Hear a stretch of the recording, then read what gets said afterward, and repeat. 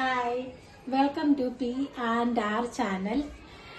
ഇന്ന് ഞാനിവിടെ ഉണ്ടാക്കാൻ പോകുന്നത് ഒരു ഹാൻഡ് വാഷാണ്. ഒരു ചെറിയ സോപ്പിലാണ് ഇന്ന് ഞാൻ 1 ലിറ്ററിന്റെ ഹാൻഡ് വാഷ് ഉണ്ടാക്കാൻ പോകുന്നത്. ഓക്കെ, ആദ്യം ഹാൻഡ് വാഷ് ഉണ്ടാക്കാൻ വേണ്ടി ഇത് ചെറിയ പീസാക്കി കട്ടാക്കണം.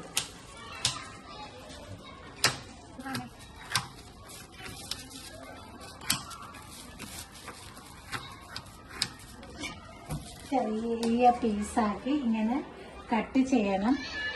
ഇതിനകത്ത് ഒരു കെമിക്കലും ഇല്ലാതെ ഈ 20 രൂപയുടെ സോപ്പില് നമുക്ക് നല്ല ഒരു 1-2 ലിറ്ററിന്റെ ഹാൻഡ് വാഷ് ഉണ്ടാക്കാൻ പറ്റും. ഒരു പാത്രത്തിൽ ഞാൻ അടുപ്പിൽ വെച്ചിട്ടുണ്ട്. അത് നല്ലവണ്ണം ഒന്ന് തിളച്ച് വരട്ടെ. വെള്ളം നല്ലവണ്ണം തിളച്ചിട്ടുണ്ട്. ഇനി ഈ സോപ്പിന്റെ പൊടി അതിനകത്തിടാം. നിങ്ങൾക്ക് എപ്പോഴെങ്കിലും ആവശ്യമുണ്ടെങ്കിൽ ഈ തീർന്ന സോപ്പുകളൊക്കെ ഉണ്ടല്ലോ, അതൊക്കെ മാറ്റി വെച്ചിട്ടാണെങ്കിൽ ഇതുപോലെ ഉണ്ടാക്കാവുന്നതേ ഉള്ളൂ. ഇനി പതുക്കെ ഒന്ന് സോപ്പ് നല്ലവണ്ണം അലിയുന്നിടം വരെ ഒന്ന് ഇളക്കിക്കൊണ്ട് ഇരിക്കാം. സോപ്പൊന്ന് നല്ലവണ്ണം അലിയട്ടെ.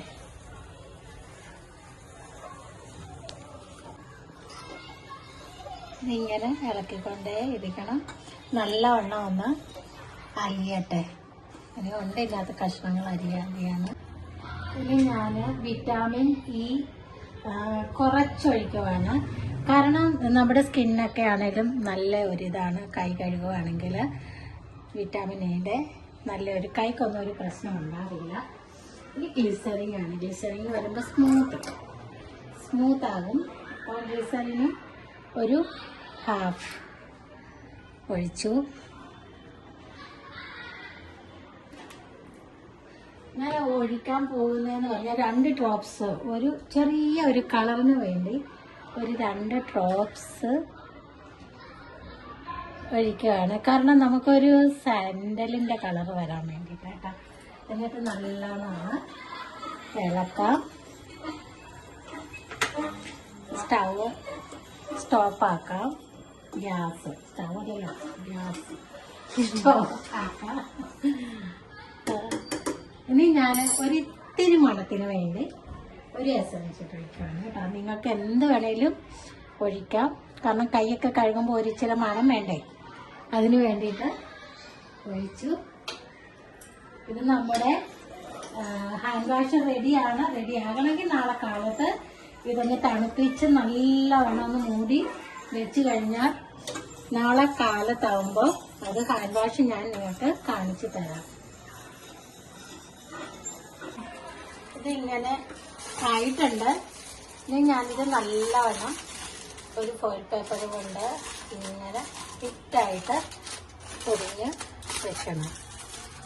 നാളെ നേരം വെളുത്ത് നാളെ ഒരു 7-8 മണി ആകുമ്പോഴേക്കും ഇത് നല്ല ഉറച്ച് നല്ല ഒരു ഹാൻഡ് വാഷിന്റെ രൂപത്തിൽ ആയി കിട്ടും. നമുക്ക് നാളെ അപ്പോൾ അത് നോക്കി കാണാം.